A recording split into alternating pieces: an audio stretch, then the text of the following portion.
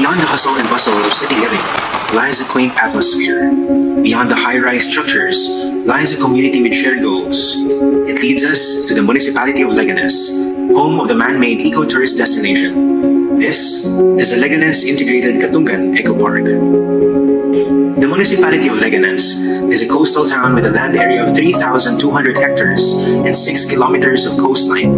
Due to its location and natural features, the mangrove area has had its fair share of experiences, from typhoon damage to fish pond conversion and to mangrove cutting stemming out from the residents' lack of awareness in the past. Good morning. Ang Leganes Integrated Katungan Eco Park, 15 hectares ni siya nga municipal-owned nga fish pond. Galing lang pag Typhoon Frank, way back 2008, na-was out siya. So nagiging abandon siya, or ginatawag naman na siya nga abandon, underutilized, unproductive fish pond or EUU fish pond. With the LGU's desire nga ibalik siya sa kung ano man sa una, gin-restore namon ang area o gin-rehab namon ang area. Unfortunately, we have partners nga nag-abot ang CSL bala, Zoological Society of London, nga amo na nagbulig sa amon to restore. Of course, including sa nga DNR sa Senro Gimbal, nagbulig man sila sa amon provide sang mga materials nga magamit namon to restore the area. One activity nga ginhimo namon para mapapadasig ang amon nga reversion, we adopt assisted natural regeneration.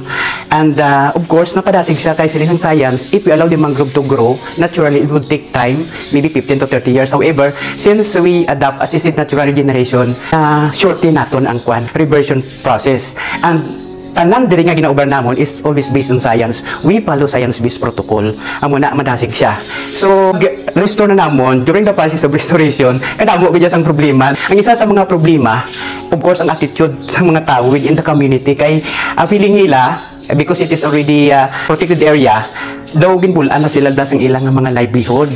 When in fact, paano nga makabuol sila sang ilang pangadaw-adaw nga magamit na nila kay may mga pagtinahason pa man na, but considering we are in the process of restoration, sa pwede kasulod.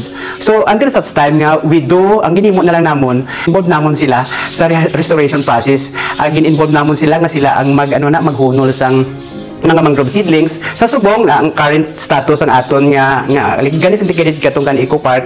Isa na siya sang mga center of learning diri sa aton sa Region 6, no?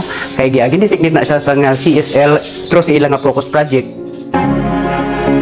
Damo na sang aton nga mga partner nga nag-commit, no? May mga nag-commit na sila nga they would provide sa mga infrastructure, no? Kung nakita nyo dira sa likod, ara na siyang aton kay aton yung mga infrastructure kita kag hopefully within this year makatindog na aton yung infrastructure that could provide sa mga visitors kag sa mga researchers ang ilang need, no? And pero ang direction sang Leganes Integrated Katungan Eco Park basically magiging eco-tourism destination na gid sa iya kag as a center of learning not only here in Region 6 in the Philippines but internationally, because there are a lot of scientists nga nagakadto diri nga nagakandak sa mga researchers nila. An abandoned and unutilized fish pond now is a reverted area for climate change mitigation and adaptation, and later on a tourist learning destination. This plan of rehabilitating the abandoned fish ponds was conceived in 2009, and then the establishment of the mangrove park came into full effect in 2012 with the efforts from the Leganes Local Government Unit and the Zoological Society of London through its mangrove rehabilitation project and communal and voluntary efforts from other partners, including the academe, through which students do most of the planting. Leaders and collaborators of this project continuously provide lectures on the basics of mangrove planting, specifying that the only right way to do so with the right species is key in maintaining its good health. The municipality of Leganes, being a coastal town, is prone to storm surges. Thus, having a mangrove forest goes beyond being an ecosystem, but rather becomes a source of food, livelihood, and security for the community. Areas with thick mangrove forests are least affected when it comes to storm surges, as it serves as a protective mantle.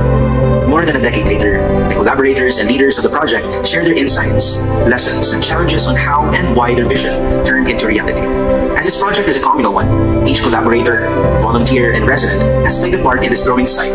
In the length of this effort, the Leganes Integrated Katungan Eco Park has garnered several awards, including an international recognition from the Disney Conservation Fund and from various academic institutions. These and more make up what we see in its full glory today.